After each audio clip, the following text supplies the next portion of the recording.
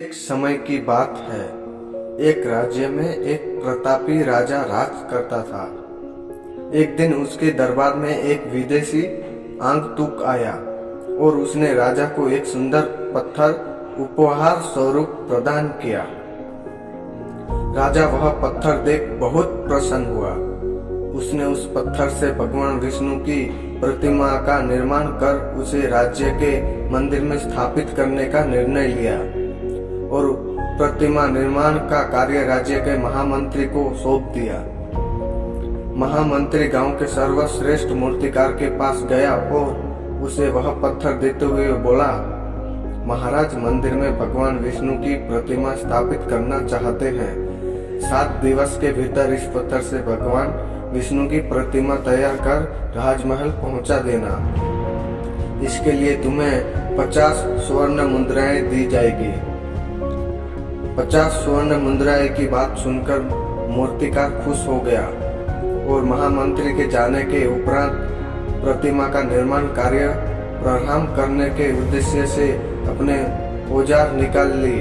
अपने औजार में से उसने एक हथौड़ा लिया और पत्थर तोड़ने के लिए उस पर हथौड़े से वार करने लगा, किंतु पत्थर जस का तस रहा। मूर्तिकार ने हथौड़े के कई बार पत्थर पर किए, किंतु पत्थर नहीं टूटा।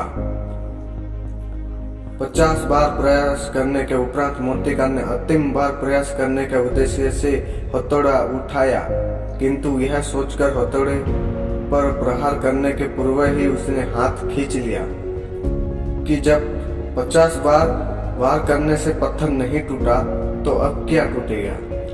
वह पत्थर लेकर वापस महामंत्री के पास गया और उसे यह कहकर वापस कर आया कि इस पत्थर को तोड़ना नामुमकिन है, इसलिए इससे भगवान विष्णु की प्रतिमा नहीं बन सकती। महामंत्री को राजा का आदेश हर स्थिति में पूर्ण करना था, इसलिए उसने भगवान विष्णु की प्रतिमा निर्मित करने का कार्य गांव के एक साधारण से मूर्तिकार को सौंप दिया। पत्थर लेकर मूर्तिकार ने महामंत्री के सामने ही उस पर हथौड़े से प्रहार किया।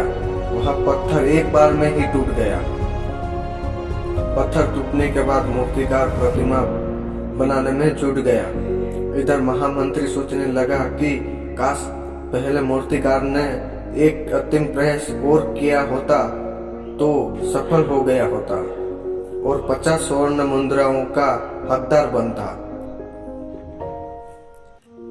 इस कहानी से हमें यह सीख मिलती है कि हम भी अपने जीवन में ऐसी परिस्थितियों से दो चार होते रहते हैं।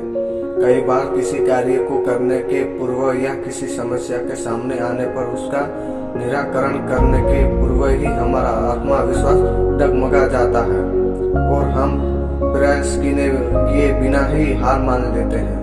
कई बार हम 1-2 प्रयास में ही असफलता मिलने पर आगे प्रयास करना छोड़ देते हैं, जबकि हो सकता है कि कुछ प्रयास और करने पर कार्य पूर्ण हो जाता या समस्या का समाधान हो जाता।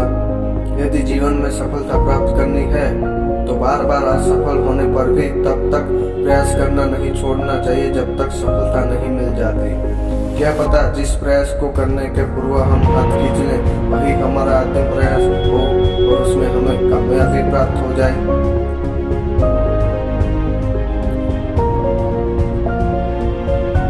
अगर इस कहानी से आप सहमत हैं तो लाइक करें, शेयर करें और हमारे चैनल को सब्सक्राइब करें ताकि आप ऐसे ही इंटरेस्टिंग कहानी सुन सकें।